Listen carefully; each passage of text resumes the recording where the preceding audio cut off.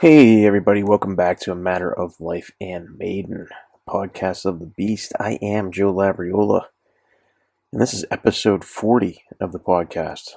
40 episodes deep into this thing. Awesome.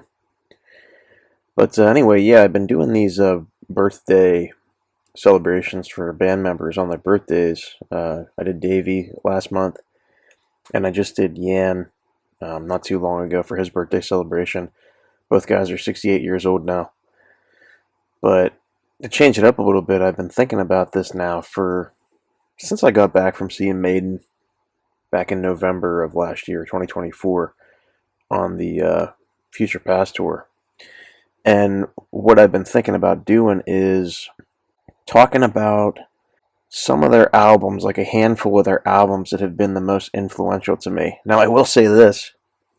I want to just get it out of the way right now. So, 4 albums that really don't have that much of an impact on me or have had that much of an impact on me in my 20 plus years of listening to Iron Maiden are No Prayer for the Dying, Fear of the Dark, Sign of the Cross, and Virtual 11. Now, that's not to say that I don't like a few songs on each of those albums here or there, because there are some good songs on those records and some great ones if we're talking about Sign of the Cross and the Klansman, and even the title track on Fear of the Dark. So I'm not hating on those albums. It's just for me and in my life, this is kind of more shining a light on the life aspect of A Matter of Life and Maiden. These are the albums that have influenced me the most and ones that I cherish the most out of their entire discography. Now, aside from those 4 records, I think the other 13 studio LPs that they've done have been pretty damn excellent. You know, definitely above average to excellent. And that's just my taste in music. It's what I like. Now, I will say this too. With those 4 albums aside, the next 2 albums that I really, really enjoy and love, but they're a step up from those 4, but they just didn't have as much of an impact on me as the records I'm going to talk about today. And those 2 records are Iron Maiden, the original LP, and Killers. And really, the only downside of those for me was because I had experienced what Bruce Dickinson had sounded like after the fact. Because I wasn't born in 1980 or 1981 when those came out. I was born in 1986 and didn't get into Maiden until like 2004, 2005. So Bruce is my vocalist in the band. He always will be. He's the greatest in my opinion, and I know there are some Paul purists out there, and rightfully so. I mean, he was amazing. There are some times where I'll put on the original LP and Killers, and I'll rock to his voice if I'm in the mood for it, for a change up. I mean, and there are some pretty damn powerful moments in there. You know, i.e., Phantom of the Opera, i.e., Killers, the title track. I love Purgatory. I love Running Free, Prowler, Remember Tomorrow, Strange World, even from the original album. The list goes on and on and on. Murders in the Rue Morgue. But those weren't the ones that really cemented me in my life and influenced me to a point. So with that being said, too, those 6 records, I'm not really going to talk about them at all, because what I tried to do for the purpose of this episode was I tried to narrow it down, and trust me, I couldn't do it. I'm just going to say it right now. I tried to narrow it down to 5 studio albums in Iron Maiden's discography that were the most influential to me, and I could not do it. I quarreled with this and kicked it around and around and around to end up with 7 albums, and technically it's 8, and you'll see what I'm talking about as I go through this, but 7 albums that have influenced me the most in my life, and these are probably some of my favorite albums of all time in any genre of music, from any band, from any artist, etc. So with that being said, I'm just going to dive in, and I do have a few honorable mentions that I'll save for the end. Just to start off, number 7 for me is the latest LP, and that's Senjutsu. Now, the reason why Senjutsu is so powerful to me, if you listen to the podcast, if you went back and kind of heard some of the episodes that I talk about this record and the various iterations of it, when I did the review of the record, when I rank the Eddies and I talk about the Senjutsu Eddie, when I talk about epics that Steve has written, a lot of the songs from this record making it in the list, etc. And I talk about how it influenced me, and then the My Life in Maiden video that's almost 3 hours long that I did, a year and a half ago. So I talk about this record and where it ranks for me and why it's so powerful. So check this out if you haven't. But anyway, Senjutsu, just to recap kind of, and give you a glimpse into what I'm talking about with this record, why I love it so much and why it's on this list. In a nutshell, Matt and I had seen Maiden in 2019, and if you've been following the podcast, you'll know that when we saw them in 2019, it was 2 years after we saw Book of Souls, and it was Legacy of the Beast, and I had been through a lot of personal stuff in my life. I had a blood clot and pulmonary embolisms that almost killed me. I thought I was going to die, and I survived, which is great. Truly, and honestly, one of the biggest things after that, me pushing through, was Maiden. I was like, man, I can't afford to die. I got to go to another Maiden concert. I'm not going to be able to. I got to see Legacy of the Beast, And truly, that gave me the inspiration and the pull to pull through all that stuff and get through it, and obviously support from friends and family and loved ones as well. I listened to Maiden while I was in the hospital. I had headphones in and I listened to songs, to help get me through. So, I mean, they are that important to me. So when this record came out after all the stuff I had struggled through in my personal life, and then seeing Legacy of the Beast in 2019 twice and loving that show, and then hoping for a record that year, basically, and then COVID striking, and then them not touring in 2020 or 2021 because of COVID, and then them teasing the Belshazzar's Feast, and then releasing the spoiler for Senjutsu in the summer of 2021, and then actually releasing the album in 2021. It took me back to being a very young man in 2006 when I was highly anticipating the release of A Matter of Life and Death. I had that same kind of feeling. And this record was one of the ones where I felt that. When it came out, obviously, I was astounded. The things I talk about in the podcast. Eddie's, the album cover, the internal sleeve, the fact that it was a double album, the fact that it was filled with 4 epics from Steve, the guitar playing in it, the unbelievable production values on it, and just progressiveness and the playing on the record. Everything about it was immense. And at this point in time, too, Matt and I had, the podcast was on a hiatus, and Matt and I hadn't really talked for a while, but then when this came out, we were kind of talking again and texting each other, talking about what songs we liked, what we disliked, and it just gave me that feeling again of being a kid, being a teenager, and getting into metal and learning how to play guitar and picking it up for the first time. It just took me back, so it made me relive those nostalgic moments in my life, and that's why it's so important. Another thing that I thought about with it too was I couldn't wait to see a Senjutsu show. Now, I will say that didn't really happen. We never really got a full album tour for Senjutsu alone. They kind of split it up and added some stuff to the Legacy of the Beast in 2022, and then they did the Future Past tour and gave us a history tour and a new tour at the same time. It was almost like an album tour and a history tour. And I thought that was cool because they're trying to cover a lot of ground here. Because they're getting old, and obviously with the News and Nico and stuff retiring, you can understand what I'm saying. But for that reason, just the fact that it gave me that, and the strength of the record and the songs and the artwork and everything, that's why it's at number 7 for me. Really, really took me back to being a kid, and honestly, really, really took me back to going out to a record store, because I have it on vinyl, I have it on CD, I have an MP3 version of it, I have a couple different vinyls of it actually. I have the blood red vinyl, the silver vinyl, and the regular black vinyl, because I'm a collector and I had to have it. I love it. Listening to it and opening up that booklet and looking at it gave me that feeling of going into a record store, and takes you back to the 80s when you're going and you look at an album cover and the artwork and you open it up and there's magic inside. There's magic inside. You know, it took me just to kind of piggyback off of that too. When I was a kid, like video games, you would go out and buy video game boxes for like the Nintendo, and then later the PlayStation, and then later the Xbox. And when you got a video game back then, a lot of the games would come with booklets that were, pretty thick, and there was just a bunch of artwork in them and maps and details about the game that were inside of it. The controls and stuff were actually in the booklets, not now where you can just hit pause on a video game and you can go to controls. That wasn't like that. You had to actually open the book and read it back in the day to see how you did things. But it was so colorful, and it had just an excellent, astounding aesthetic and presentation. And Senjutsu is that record that does that.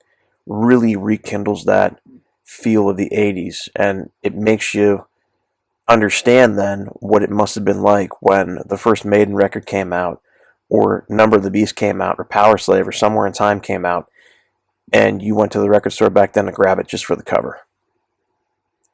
And as a huge art person, and I love comic books, I've been a fan of comic books since I was a 5-year-old boy. Started reading Teenage Mutant Ninja Turtles, Batman, and then later X-Men when I was started reading Teenage Mutant Ninja Turtles when I was about 5, really got into Batman when I was about 7 or 8, and then really, really got into X-Men and stuff like that around that time too, when I was 8 or 9 years old.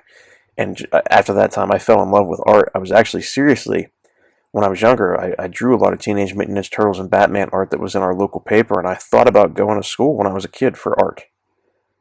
And then it eventually morphed into other things. It morphed into history, which I went to school for, which isn't art. It's an arts degree. I digress. Anyway, that's the reason, and that's why it is where it is at number 7 for me. Moving on from that, at number 6 is the Book of Souls, and for all the reasons I just mentioned about Senjutsu, it's the same kind of gratification. Now, I will say this about Book of Souls. While I think it's absolutely excellent, and it does harken back to the 80s catalog from Number of the Beast up to Seventh Son, I will also say that I think Senjutsu did it slightly better. I think they cranked it up a little bit of a notch with the Senjutsu artwork and the production and some of the songs and the album structure and all that stuff. Another reason why this is a little bit higher than Senjutsu, though, the reason why it's a little slot higher outside of the aesthetic and the production and the artwork and everything, is Book of Souls was the most recent Iron Maiden album out after I had that blood clot, and I went on a cruise in 2018, about 6 months after I had that blood clot, and I went to Coba, Mexico, and I climbed on top of the pyramid and looked over the jungle, and I was wearing a Book of Souls t-shirt, and it was Mayan civilization. It was a Mayan pyramid in the middle of the Mexican jungle. And our tour guide was talking about jaguar gods and gods in the underworld and eagles and pretty much everything that the title track talks about. And I just thought it was absolutely amazing to have that experience while I'm wearing a Book of Souls shirt and walking around Coba, Mexico, climbing to the top of a pyramid and looking down over the jungle. And in my head, I'm thinking about the artwork in there with the totems and the pyramid and Eddie as a Mayan and the face paint and the war paint, and everything was perfect.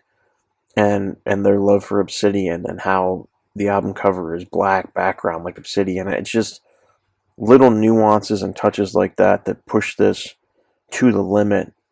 Another reason I love this album so much is because when I graduated undergrad in 2012, Matt and I were close, but I'd started grad school, and him and I kind of drifted apart a little bit. We weren't talking as much, and we weren't hanging out as much because I was super busy. I was commuting 3 days a week back and forth to IUP, which is about an hour and a half from where I live.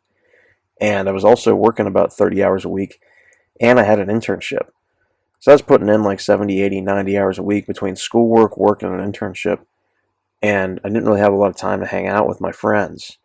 When I was done with grad school and this album came out or it was announced, Matt and I started talking again. We rekindled our relationship. We started hanging out more. We started listening to music and playing guitar and stuff a little bit more. I had that Jackson Warrior that I've had for the longest time that Matt lent me the money to buy back in 2007. I told myself in February of 2018 I want a fixed bridge guitar because the Floyd Rose is awesome and I love it, but I want something I can change strings on real nice and easy. So I bought a Les Paul. And then about 2 or 3 months after that, I got the blood clot. And I was like, you know what? I'm going to live my life to the fullest. I'm going to enjoy myself, and I'm going to go get what I want. So I bought a Fender Strat because the guys in Maiden play them. I bought a PRS Angelus acoustic electric guitar. And then I just started buying pedals and loading up over the next couple of years. I bought a couple SGs. I bought a bunch of stuff. A bunch of stuff. And it was... And I bought another Strat. I bought a green Strat. Just, for me, it was a way to express myself and really dive into the music that I loved and say, you know what? I'm going to live my life without regrets, and I'm going to get what I want because you only have one life, and it was a huge wake-up call for me. And I really then dove into it. And Iron Maiden's a big reason why. You know, when I saw these guys in 2017, just shy of a year before I got that horrible, medical news of that blood clot, Adrian was playing a green Jackson. And when I saw this brand new, it's called Cosmic Jade, the Fender Stratocaster Player Series Plus. It's like a very metallic green color with a maple fingerboard, locking tuner. It's just beautiful. I had to have it because it reminded me of Adrian Smith, and he's my favorite guitarist in the band, and green's my favorite color, so I was like, it's mine. So a lot of memories with this album because of that too, and the fact that I saw a live Book of Souls tour was absolutely awesome too. So, and just to get back to Senjutsu and kind of do that, I saw that too. But like I said, it was future past, so it was Somewhere in Time and Senjutsu mixed together. It was half Senjutsu, half Somewhere in Time.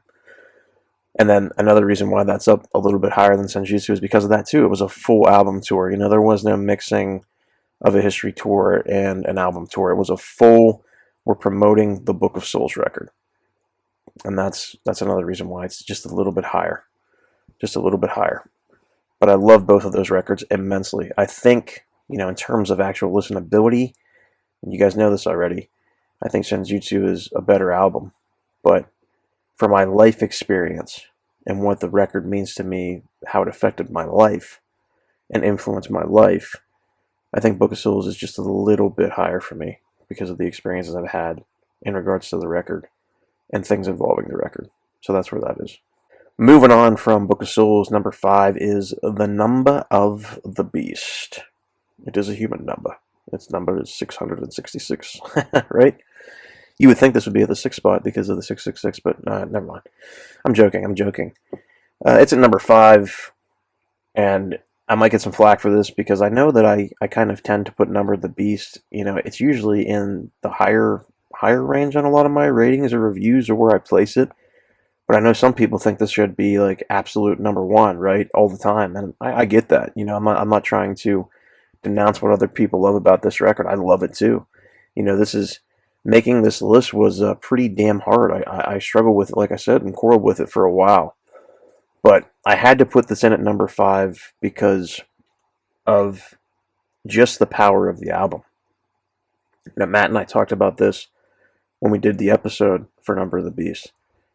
It's a quintessential heavy metal record in all of metal, and maybe even rock and roll history. And the reason it's number 5 for me is because of that. I can't sit here and understate the power of Number of the Beast and what it brings to the table and how it revolutionized metal music. I mean, it's an absolutely phenomenal album. And when I talked about earlier in this episode, when you're going from the original LP Iron Maiden and Killers with Paul Di'Anno, and then you hit Number of the Beast and you have that absolutely otherworldly, godlike vocal register and singing capability and showmanship of Bruce Dickinson, that's another reason why this is up at number 5 for me. And a big memory that I have for this is when I was getting into Iron Maiden and Matt was playing me some songs and I had never heard Hallowed Be Thy Name, and I know I mentioned this probably 10 times on this podcast already, but I'm going to say it again. When he played that song for me and the very slow dun dun dun dun dun dun dun dun at the beginning and how it built, and then Clive's drums came in and the whole thing freaking exploded, and it just set the stage on fire, and Bruce is holding that running low and the scream. I mean, that song literally lit a fire under my ass, and I was like, holy shit, this is the greatest band in the world, and this is the song, honestly, that did it for me. So I have to put it here. Hallowed Be Thy Name was the song that did it for me, and back when there were those, downloading share services like LimeWire and BearShare and Napster, I came home and I downloaded everything at that point. Now those things no longer exist, and I've since purchased their every single piece of their discography, umpteen times over in various formats: DVD, MP3, CD, vinyl. But back then, when that song came on, "Hallowed Be Thy Name," I mean, like I said, it lit a fire under my ass, and I came home and I downloaded everything that I could find up to that point, which was from the original record up until Dance of Death, and I had I had everything. I had everything. And this was a time when I talk about it several times in the podcast, a little 4 gig iPod mini. You can only put a couple hundred songs on it, maybe 150 songs on it. And I just turned it from, I was listening to punk music. I deleted all of that. Literally, it was like overnight, blink of an eye. I deleted everything on there and just put Maiden on there. And it was Maiden, Maiden, Maiden. Every single song that I could find. And it was because of Hallowed Be Thy Name that I did that. But also, Matt had played me some of the popular songs from this, Run to the Hills. He played me that. He played me 22 Acacia Avenue, and I loved it. I thought it was absolutely phenomenal. Wow. What an absolutely astounding couple of songs. I mean, I loved 22 Acacia Avenue the first time I heard it. Obviously, like I said, Run to the Hills is so catchy and great. And then Hallowed set the tone. And then when I started downloading all the other stuff, I really, really, really got into this record. And we're going to get to records down the line.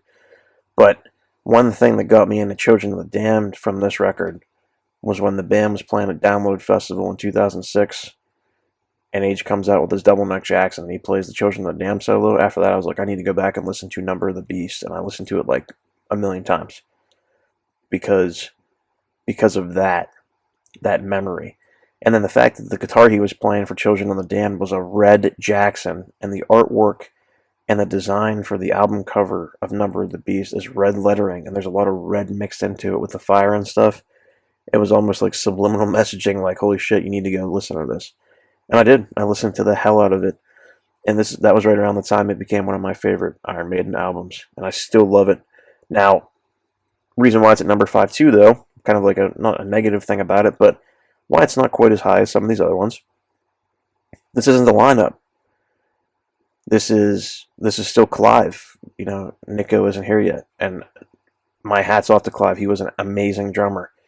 But again, going back to what I said previously, becoming a Maiden fan in 2004, 2005, and then having the opportunity to look back on their discography up to that point, and then realizing how they evolved, and you're like, holy shit, this drummer's awesome, but who the hell is this guy? And you listen to Peace of Mind, and it's Nico, right?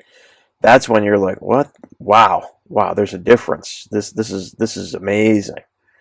And even when he plays the songs live that Clive played on drums, there's a difference, and you can tell that he's just a more skilled and versatile drummer. And it did make a difference. But yeah, Number of the Beast, just right there. And then the title track too. I mean, just absolutely amazing. That was another song Matt played for me. And I loved it, and then I fell in love with the record shortly thereafter. Another thing about this record is, I mentioned this before, the early days DVD. Going back and watching Bruce when he plays at the Hammersmith Odeon. East Ever Hammersmith, that live record and recording that's linked to this album. Jesus, I mean, he's so raw and primal that it's a testament to the guy back then. I mean, it's almost like he's laughing because it's so easy for him to do it. You can tell that it's almost effortless for him. And don't get me wrong, I'm not saying he doesn't put anything into his performances, because he kills it out there. I mean, he's working his ass off. But he makes it look so easy because he does have just some sheer otherworldly talent that, if he put that in a bottle and gave it to someone, I mean, they'd fare pretty well for the rest of their lives.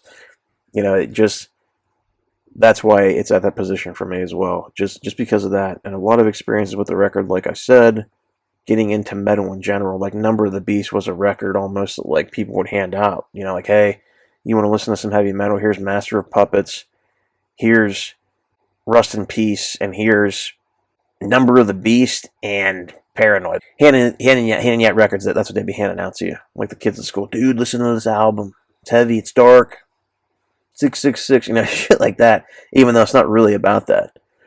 But it's just one of those records, and that kind of ties in what I said earlier about the quintessential heavy metal albums, and that's where it is. And again, amazing artwork by Derek Riggs. I mean, just phenomenal art on these records so far that I've talked about. Just absolutely phenomenal. Moving on from Number of the Beast to number 4. Now, this is where I was like, oh yeah, there's 7 records, but kind of 8. This is why there's 8, even though the list is only 7, because these are tied both at 4th place. These are both tied at 4th place. I tried to put one above the other, and then I didn't like it, and I switched them around, and then I did it again. And I was, you know what? Screw it. I'm just going to put them both together because they're both equally awesome in my opinion, and they both kind of serve the same purpose for me in my life in terms of an influence. So number 4 coming in jointly is Brave New World and Peace of Mind. And I've talked about these kind of in a similar way and compared them in a similar way over a couple episodes in the podcast. These albums are the ones that I feel out of the entire discography of Iron Maiden has something for everyone. The topics on these are just so diverse, but they cover so much ground in terms of literature and science fiction and history and religion and philosophy and horror movies and academia and whatever you want to talk about. They're when you want to, and I've said this before, when I want to try to get somebody into Iron Maiden and say, hey, look, what 2 records are you going to hand them first? And, if you say, what record are you going to hand them first? I would say, what 2 records are you going to hand them first? Because I talked about this previously. There's kind of 2 versions of the band. There's the 80s version where they were a 5-piece, and then there's the post-reunion where they're 6-piece. So to give somebody a taste of the early stuff with Bruce, the apex of their career in the 80s, you'd probably hand a Peace of Mind and say, hey, look, you want to listen to Iron Maiden, listen to this record first. There's something on here for everybody. You'll get a little bit of everything. And you want to talk about how they are as a 6-piece, then I'd hand a Brave New World and say, hey, if you like this stuff, check out their later records that came after this. Because there's a little bit of something for everyone. And it's the first record where they became a 6-piece. Man, these 2 records for me, personally, I'm gonna start with Peace of Mind first, even though I think I have on the list Brave New World first. I'll start with Peace of Mind first.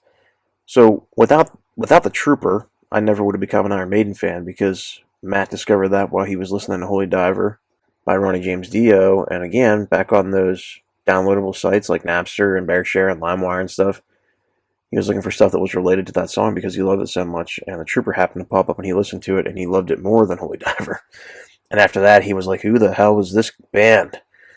And he just started finding stuff by Iron Maiden that he could digest and download. And so without the Trooper, I wouldn't be a Maiden fan because Matt found the Trooper.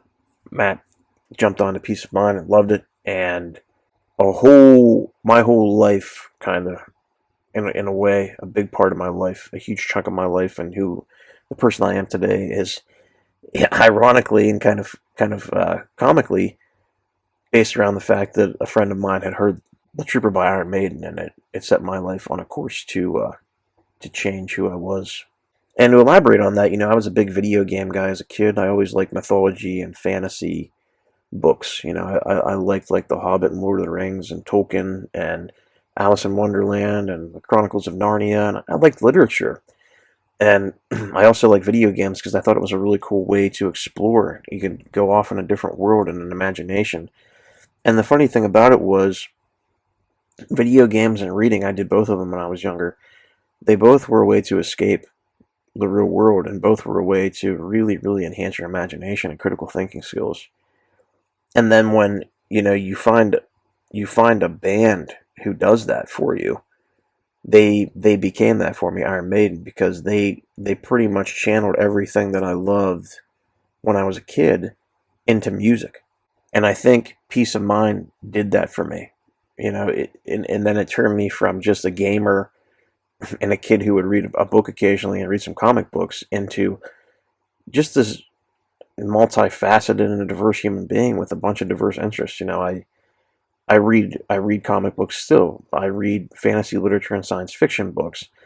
I play guitar. I like firearms. I collect cards. I'm a gamer now too, but I game more intelligently. I play board games and chess and Magic the Gathering and card games, and I play things that challenge my mind, and I want to be a thinker, and I became a professional historian, a professional law enforcement officer, you know, a professional investigator, and it's because of Iron Maiden. You know, an amateur musician. You know, I played in a short-lived college band, and I played a couple shows, you know, acoustic sets before and electric sets before back at my university and a couple local coffee shops. You know, they made me the person I am today, and it's records like this. So because of the Trooper and because of Matt's love for that song and him trying to influence me, it changed the trajectory of my life and made me who I am today. So I owe a lot to Peace of Mind. Again, with the actual record, same stuff we talked about before. Artwork's stellar. It's amazing. Lobotomized Eddie, something different. The songs are absolutely amazing. Where Eagles Dare, what I was talking about previously, the reason why this is a notch above Number of the Beast, when that intro comes in with Nico, it's astounding. I mean, it sets the bar even higher for those guys. Then the rest of the album just flows perfectly. Revelations, what a beautiful damn song. Flight of Icarus, I love Greek mythology. Die With Your Boots On, the Trooper I already mentioned and discussed that at length. Still Life, just an interesting, different song. Quest for Fire is amazing. Sun and Steel, Japanese kind of martial arts and discipline and Bushido code and their kind of creed and way of life and a little bit of Shintoism and that idea mixed in and Taoism. But also I was a martial arts practitioner. I don't know if I talked about this. I was a martial arts practitioner for a while and kind of harkening back Senjutsu too, another reason why I love it. I practiced the Korean martial art of Tang Soo Do for about 16 or 17 years. I have a second degree black belt in it. I taught it for 4.5 years. Every aspect of this band is in some way connected to my life because they've covered so much. It's immense. And then obviously, you know, Matt loves Peace of Mind too, and respect for him too. I have to love it. You know, I don't have to love it. I could say, yeah, I don't agree. It's not that good. But listening to it and like, Matt taught me a lot. He gave me a lot of advice. You know, he was kind of like, in a way, a mentor figure to a certain extent. And then until him and I got to the same plane where we kind of were starting to influence each other. But my kudos and my hats off to him for giving me Iron Maiden and introducing me to the band, and then us becoming really, really close over the years because of this band and really this album. To echo what I said about Peace of Mind, Brave New World, same thing, why it's here at number 4. I've said this before, first song you ever played for me was Flight of Icarus from Peace of Mind, but also right around that time, literally like minutes after, were The Wicker Man and Ghost of the Navigator, and some of the first Maiden songs I ever heard were from Brave New World.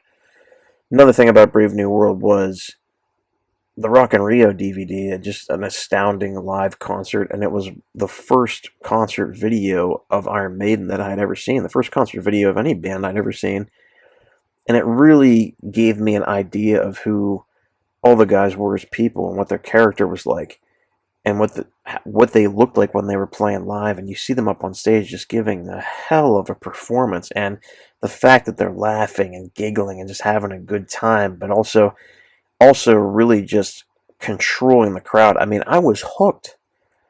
I was hooked. I always had a love for music, but watching these guys, it was like, that was when, and Matt said this before to echo him, that's when I discovered that this truly was a transcendent experience.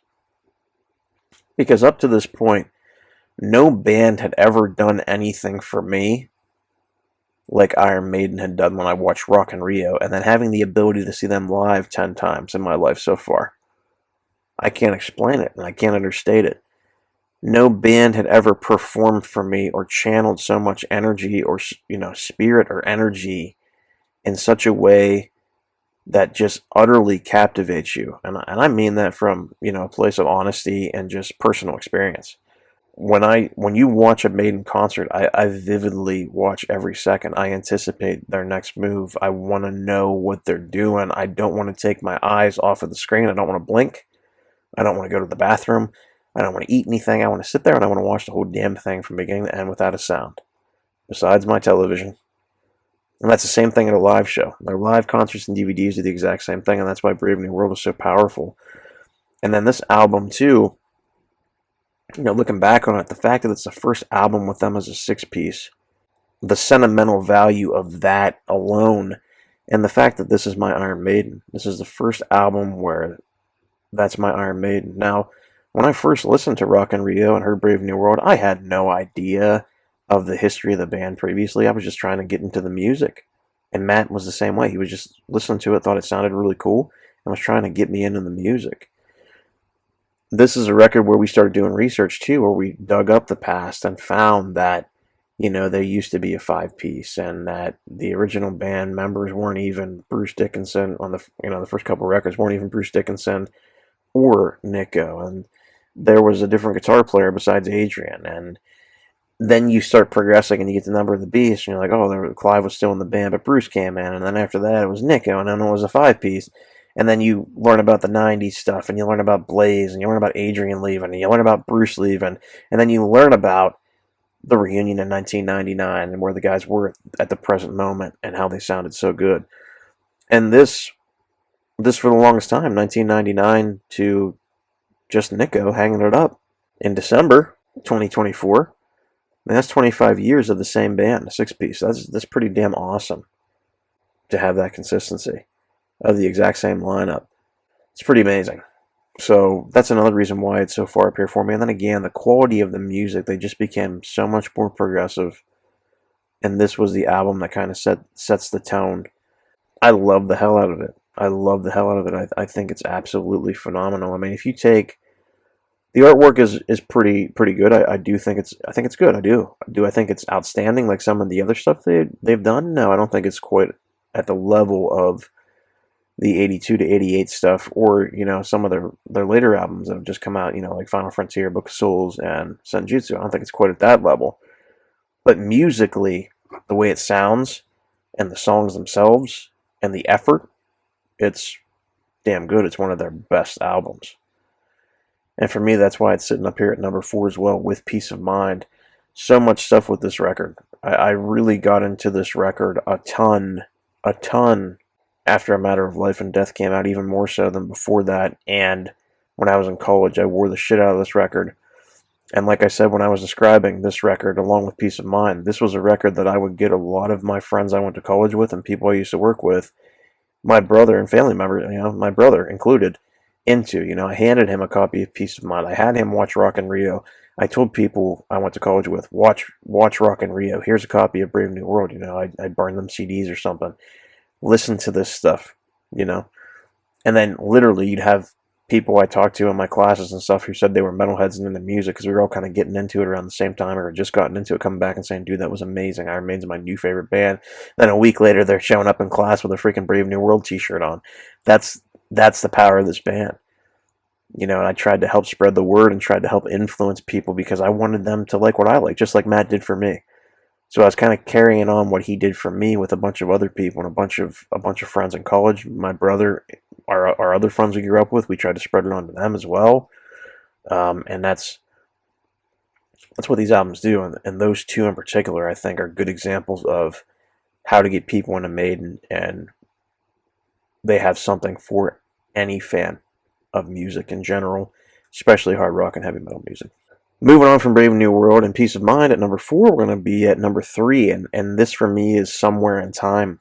I've said this on the podcast many times. Somewhere in Time is my most relatable album, but it doesn't mean it's the most influential album for me, and it doesn't mean it's my favorite album. Sitting here trying to think of albums for Iron Maiden, I really don't have a favorite, and I want to kind of explain that here too. This list is kind of like my favorites, quote unquote, of Iron Maiden albums, the ones that have influenced me the most. And this is what I mean by I can't just pick a favorite Iron Maiden album. It's impossible. I have to do it this way and say these are the ones that influence me and how they influence me. And there's some that influence me a little bit more than others, and that's kind of what this list is. It doesn't mean that I like any of these more than the other. This is a list of all the records that have influenced me. And I feel like some have just been slightly more influential, but it doesn't mean that I think they're better records or higher records. And that's going back to the example where I was talking about Senjutsu and Book of Souls. I think Senjutsu is a stronger album overall, but I think it's less influential in my personal life, if that makes any sense.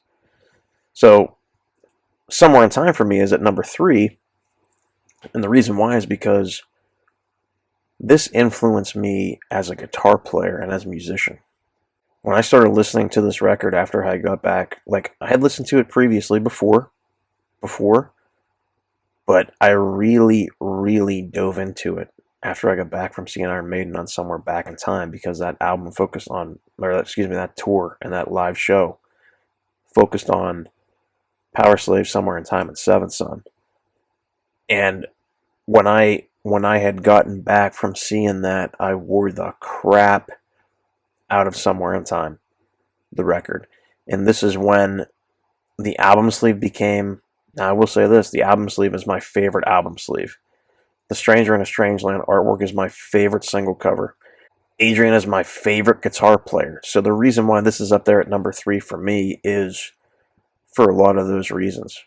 Blade Runner is my favorite science fiction movie, and this is based off of that. You know, the art Derek Riggs drew was inspired by Blade Runner.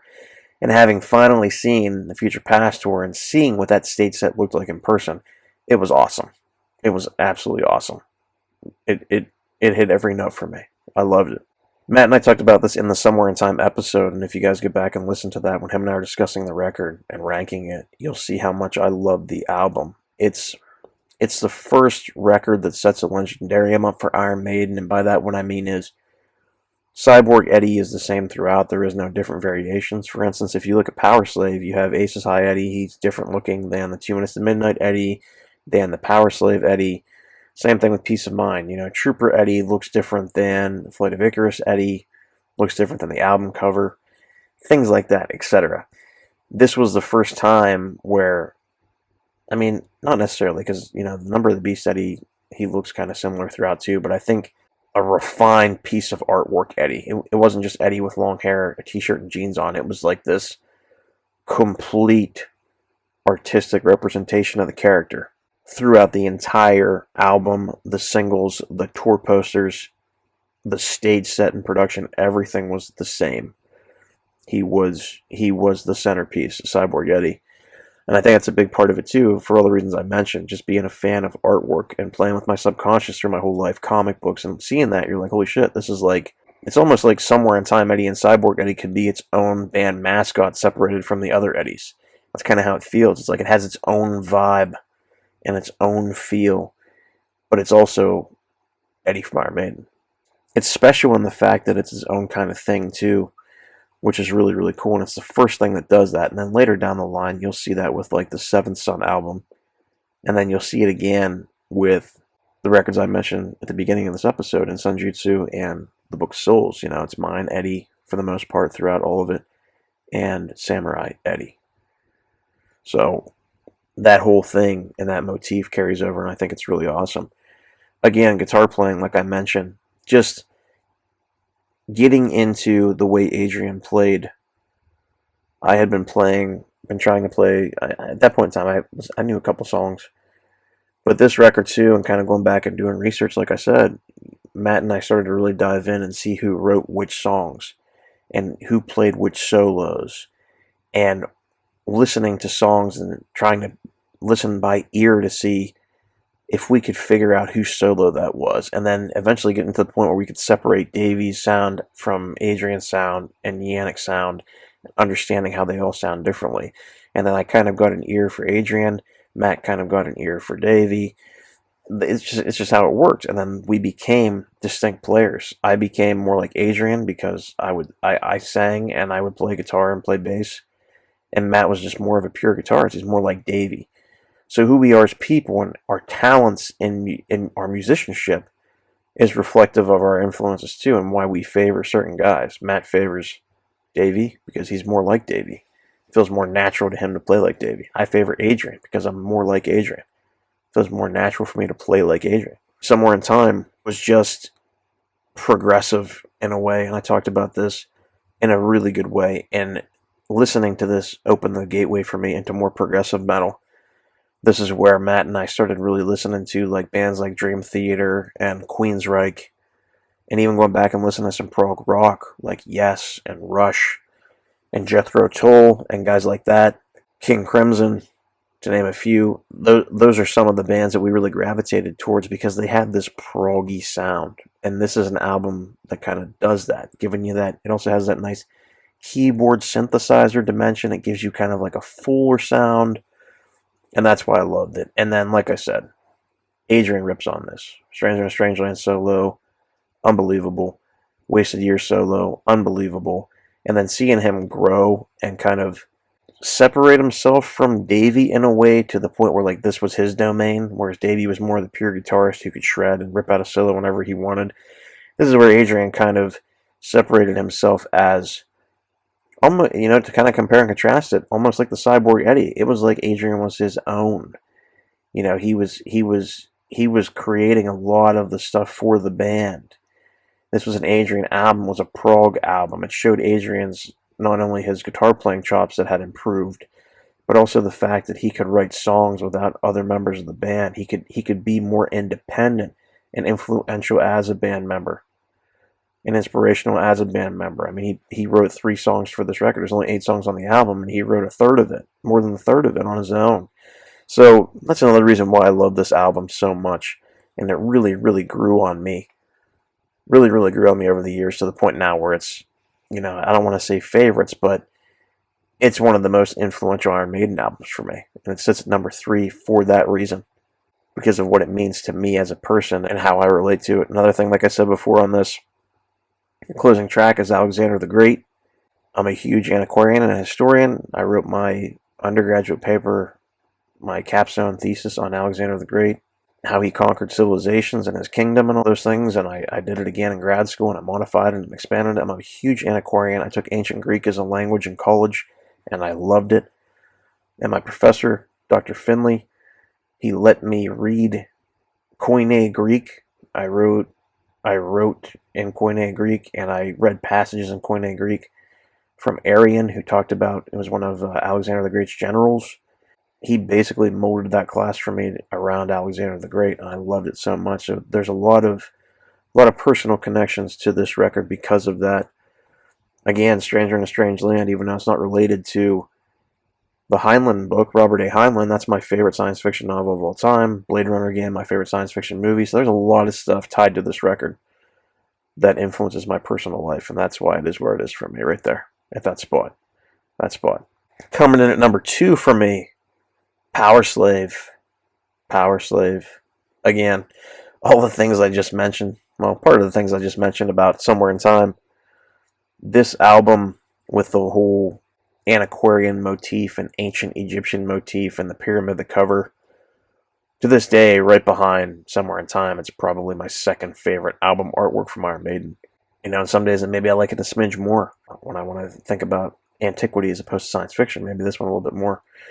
But it's beautiful. It's unbelievable. And Power Slave, again, just putting a stamp on the world. This is the height of Iron Maiden in the 80s. This album is transcendent. This is a peak. They're at the top of the world, top of the game here with this. Live After Death, Long Beach Arena. Rhyme of the Ancient Mariner. Wow. To this day, my favorite Iron Maiden song. You see what I'm talking about when I say I can't pick a favorite album here, because I just, all the stuff I've talked about so far with all these records, now I get to this and I'm like, Rhyme of the Ancient Mariner is my favorite Iron Maiden song. But Power Slave, I can't sit here and say it's my favorite album, because like I said, they're all my favorite. Like every single one of them. I can't pick and choose, because they all have something different that has influenced my life in some way. It's unbelievable. Just sitting here even thinking about this while I'm talking about these albums. It brings me so much joy that there's a band out there like this that has influenced my life so much. It's unreal. It's like they really know who I am as a person, and part of that is because they shaped who I am as a person. It's interesting, When I say that they're a huge part of my life, I truly mean that. Aces High and 2 Minutes to Midnight. Again, those are some of the first songs Matt played for me too. He played me some stuff from Peace of Mind first, Flight of Icarus, The Trooper. Played me some stuff from Brave New World and Brave New World, Ghost of the Navigator, and he also played me Aces High and 2 Minutes to Midnight, and I love them.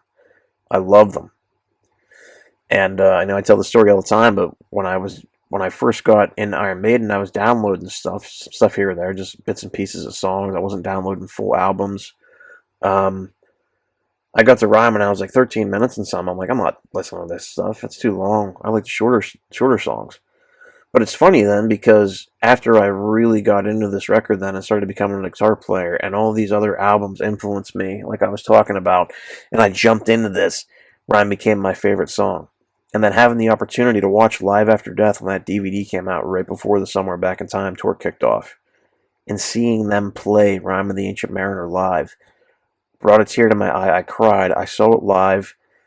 Then it happened to be the East Rutherford, New Jersey show that I was at on March 14th, 2008. Was this song, Rhyme of the Ancient Mariner, was the one that they put on the Flight 666 live DVD for Somewhere Back in Time. I mean, to this day, that alone is reason why this is so damn high for me at this place. But even aside from that, the other things on this, just the strength of the band, the stage set, the design, the songs, the structure. I don't care what anybody says. And like I said, I love Number of the Beast too. But for me, Power Slave will always be better. It just will. It just will.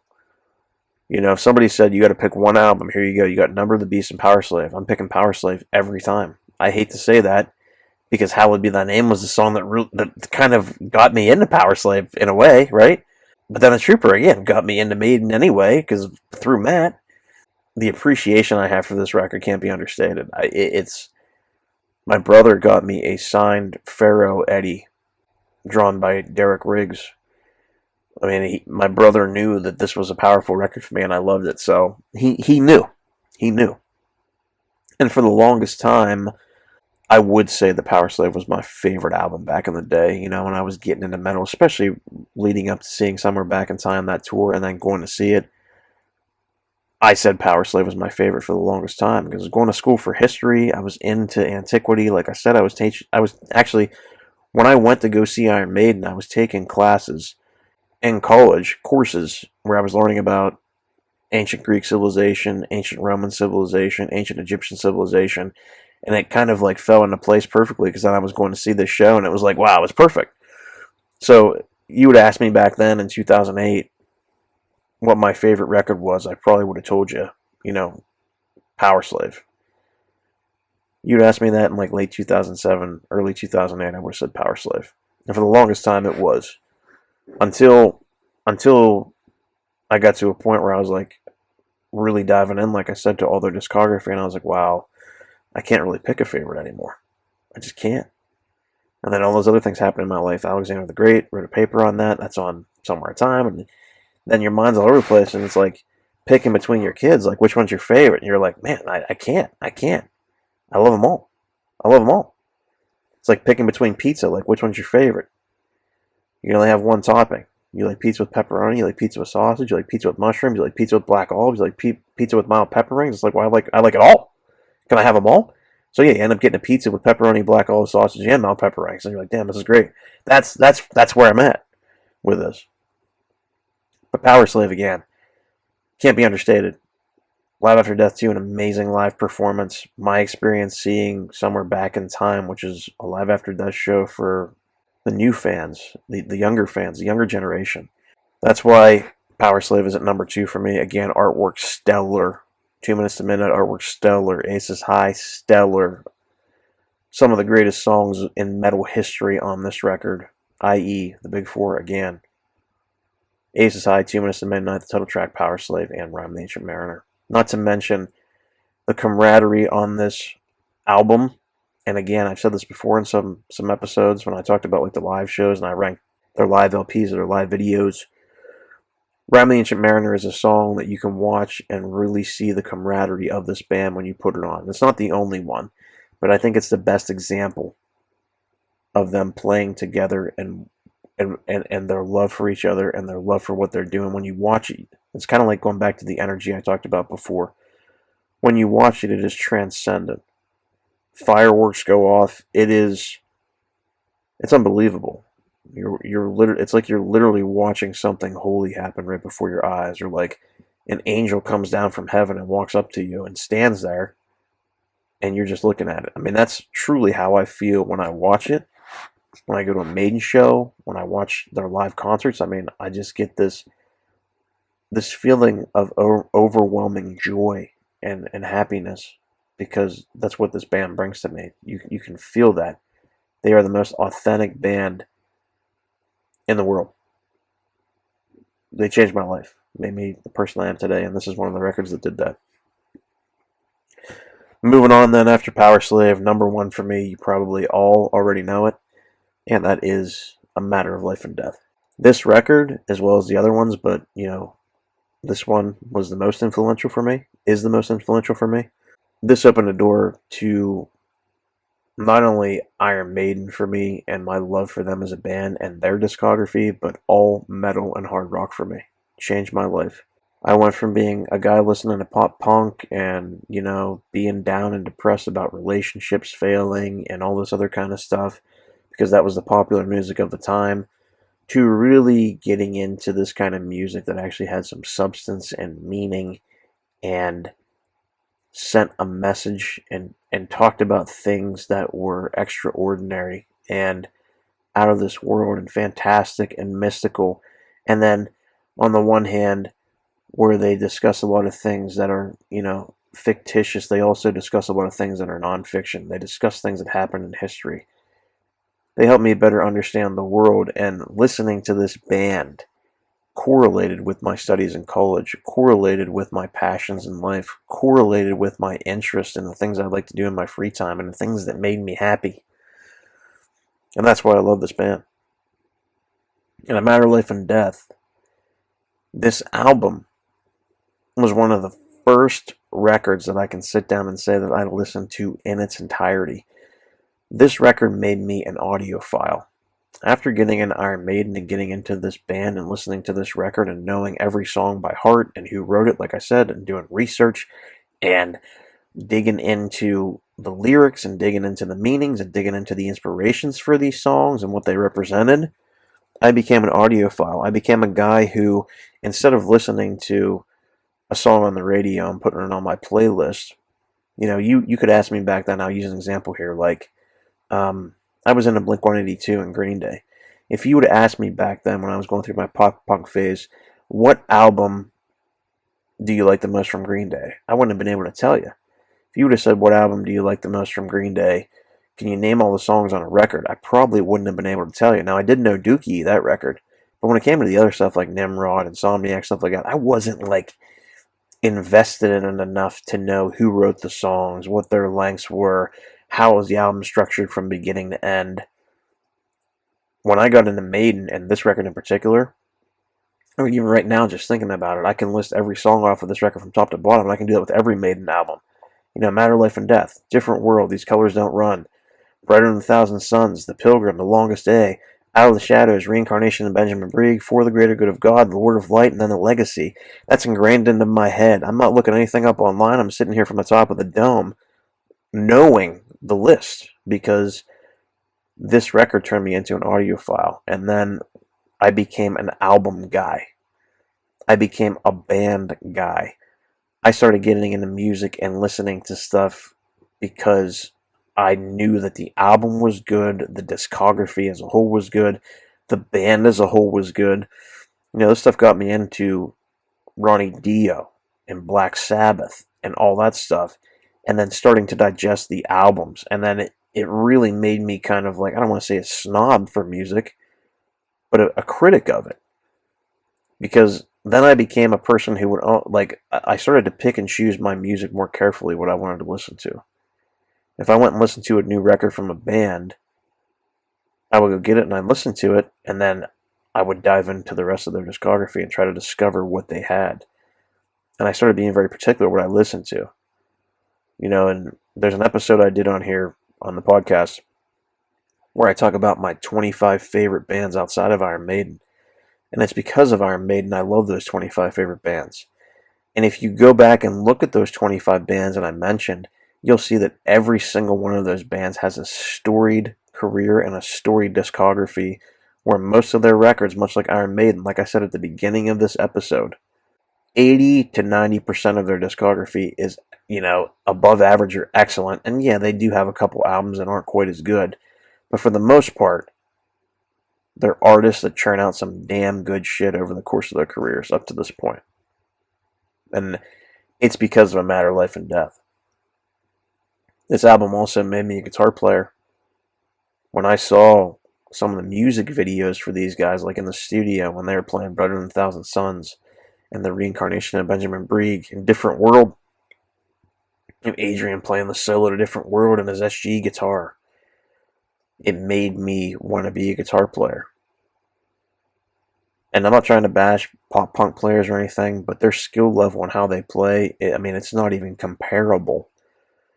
Like, these guys are on a different planet. And when I was younger, I was idolizing guys like Billy Joe Armstrong and Tom DeLonge. Don't get me wrong, I mean, I still think they're great players, but it's just not my favorite music anymore.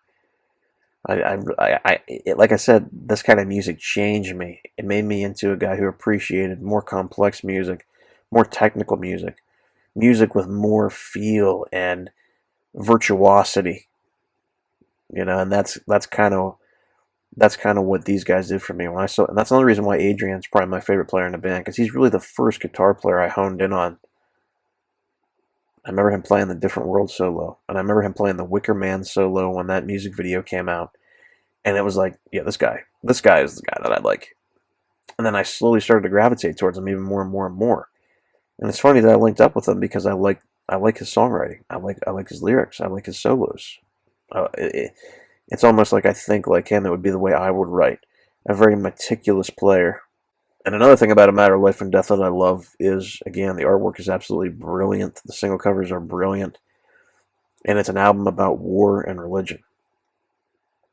And again, correlating with my studies, this came out about a year and a half before I started college. So I had a year and a half to sit down and really digest this record and dive into it and love it.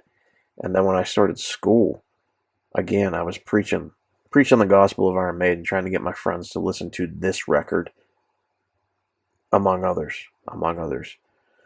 And this day, it's the most influential Iron Maiden album for me.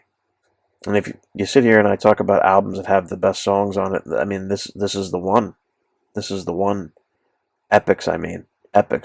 And to go back through and kind of reiterate everything I said from all the other albums, I became a progressive metal fan. I started to like the longer songs like Rime of the Ancient Mariner. And if you watch behind the scenes of the making of A Matter of Life and Death, Steve was like, somebody asked him a question, like when they're in the recording studio, and they're like, you got a couple epics on this one? And he's like, yeah, we got a couple epics on this one. He's like, probably a couple more than we normally do. And basically saying like, yeah, we tried to make this album have like 4 or 5 epics on it. And that's what it did. I talk about it when I review this record, and talk about it when I talked about those Target songs, when I did the Target Songs podcast episode. You get Brighter Than a Thousand Suns, the reincarnation of Benjamin Brieg, For the Greater Good of God, Lord of Light, and A Legacy. And I mean, it's almost like there's 4 or 5. There's five epics on this. That's half the record, so half of the record is epics. This almost, for me, sets the standard for modern Maiden. And I think that's why I like Senjutsu so much, too, because it has 4 epics on it that are damn strong and good and have that kind of dark feel to them. Outside of the actual musicianship, the artwork, the songs on here, the writing and everything, this is when I really dove into being a guitar player. And I talked about that kind of briefly when Adrian's playing his SG with the P symbol. I had an SG copy that I got like just a little before this record came out. One of the first Iron Maiden t-shirts I bought for myself was the reincarnation of Benjamin Brieg single cover artwork. I had a Matter of Life and Death Iron Maiden tour shirt when they went to Dubai. And on the back it had like the A Matter of Life and Death Eddie head, but it had a turban on. I had a shirt from the A Matter of Life and Death tour when they went over to Scandinavia, and it had like 2 Vikings on the front, and then on the back it had Matter of Life and Death Skull Eddie with a long beard and a Viking helmet, kind of like that head and that icon on top of like a Viking shield. This record changed my life. It got me into all the music. But what kind of happened is it opened the doorway for me for other Maiden music, and then all of that music then at some point got me into all the other stuff I talked about. Guitar playing. I mentioned Download Fest earlier, watching Adrian play Children of the Damned, but it was A Matter of the Beast tour. where it was the 25th anniversary of The Number of the Beast, and then they were also, celebrating a new album, In a Matter of Life and Death. So they kind of split it up, just like they kind of did with Future Past. And they were playing some songs from Matter of Life and Death, and they were playing some songs from Number of the Beast, and it was awesome. And that prompted me then to go out and get my Jackson. I got the red Jackson Warrior that Matt helped me pay for, and I still have it. I love that guitar. I'll never get rid of it. I don't want to say it's my favorite guitar, but it's the one that has the most sentimental value to me, the most memories. I've had that guitar for almost 20 years, so I've had it for a long time. I love it. I love it. And then I talked about this before. Matt and I then, after this record came out, going and getting movies that were based on it. Watching World War II films, because the album cover is kind of like a play on World War II with like skeletons in the band and that kind of war and religion motif. And Matt and I were going and watching horror movies, war movies, getting into stuff that this was about. Military history. Matt and I have always been big military historians too, and reading about all the different military operations for different countries, over the world. In particular, we really dove into World War II, watching things like that. The Longest Day, Saving Private Ryan, the D-Day invasion, all these different things. Legacy, Lord of Light, all that stuff for the greater good of God. Talking about more like modern warfare things. Just a very, very compelling, captivating, and influential album. I can't praise this record enough, and I think it's one that doesn't get enough credit. I think it deserves a hell of a lot more. I mean, if you go back and listen to just the reunion stuff, and you go back and listen to this, trust me, if you haven't listened to it in a while, throw it on. You'll be pleasantly surprised. Every time I go back to it and I listen to it, it takes me back to my discovery of metal, and really, it takes me back to I was walking down a road and there was a fork in it, and it was like, which way do you go? If you go left, you're going metal. If you go right, you're staying with the pop punk. And I was like, I'm going left, and I went down that path, and I'm so glad I did. This music is so phenomenal to me and otherworldly, and I've said this before. I think it's the greatest music ever made. Iron Maiden's my favorite band, and I think they have written the greatest music of all time to this day. I mean, they're amazing. And I'm not trying to diminish anybody else. There are other bands that I love that are very similar to Iron Maiden, but it's because of Iron Maiden that I like those other bands. So that's where they're at, and it's because of this record that I fell in love with Iron Maiden. I fell in love with metal, and I fell in love with playing guitar and bass and drums and singing, and became an audiophile and started listening to albums and listening to entire band discographies and becoming kind of like a music historian too, or an Iron Maiden historian. And I've said this before, I would, given the opportunity, if I could teach a course, I would love to create a course on Iron Maiden and teach about history and philosophy and science fiction and fantasy and all that stuff through their music. And I think it can be done. It can easily be done. Easily. That's the list, and like I said, it was impossible for me to just do 5. I ended up with 7, technically 8, because of the number 4 being Brave New World and Peace of Mind. But that's my list. I do have some honorable mentions as well. The honorable mentions are in this order: Dance of Death, Seventh Son of a Seventh Son, and The Final Frontier. And I want to throw The Final Frontier on here, and I know because I've given it a lot of flack in the podcast, but I'm going to go through them here shortly and give just like a brief thing. Dance of Death, I have a lot of experiences with it. Death on the Road, I talked about that before. I love the record. I think it's amazing. But I think the ideas in this were perfected in A Matter of Life and Death. I think they took the Dance of Death formula and made it, a lot better in A Matter of Life and Death. But I do love the album. A lot of memories with this too. Love Dance of Death. Passchendaele about World War I. Face in the Sand is absolutely amazing. Journeyman, their first kind of like all acoustic song. I mean, just a beautiful, beautiful record. But in the way it's influenced my life, I don't think it has done so as much as the ones that I mentioned and that were on the actual, the list. Seventh Son of a Seventh Son, same kind of thing. To echo what I said kind of about Somewhere in Time, this really gave Iron Maiden a progressive edge. And just pushed the boundaries, and they did something completely different with a concept album, and It's brilliant. It's brilliant.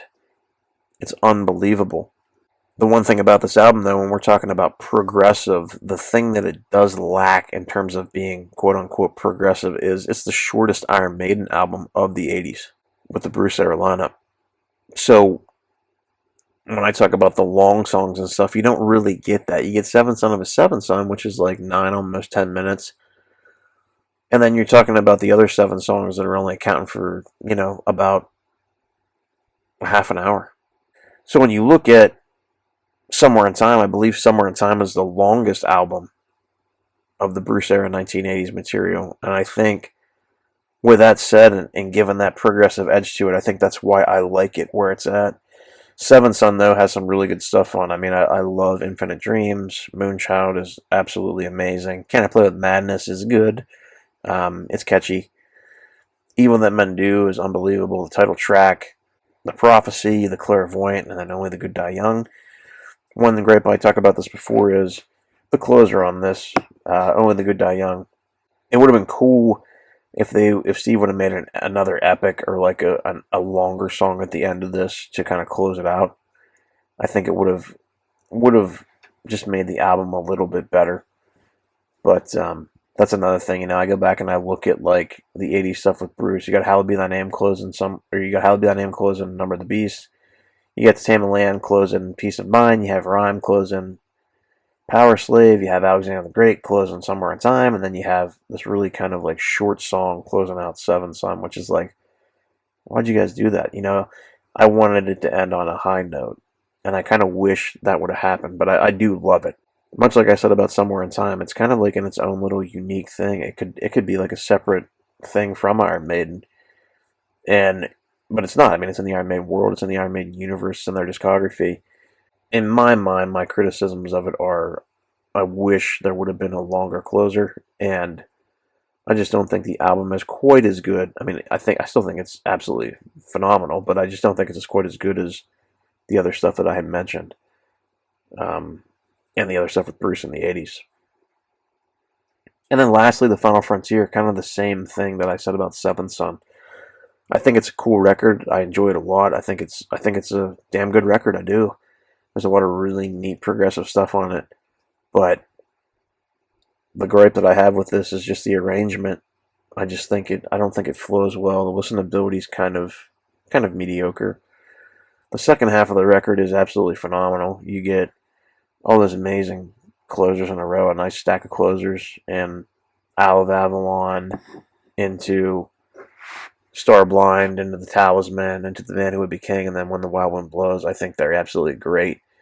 But the first 5 songs are kind of just okay.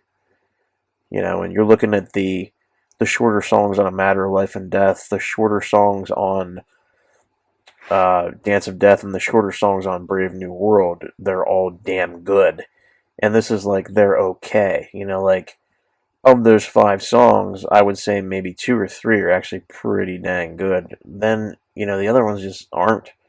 Whereas they're kind of mediocre.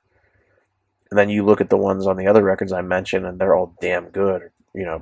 Pretty above average to excellent.